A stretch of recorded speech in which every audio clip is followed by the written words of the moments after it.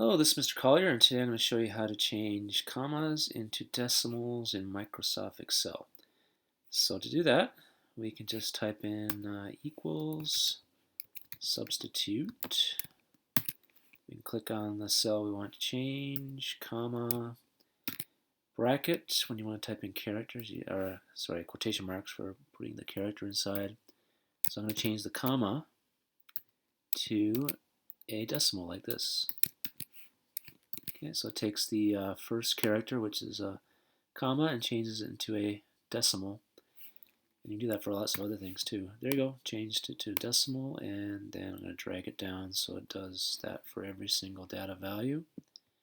There you go, and they're all changed into decimals.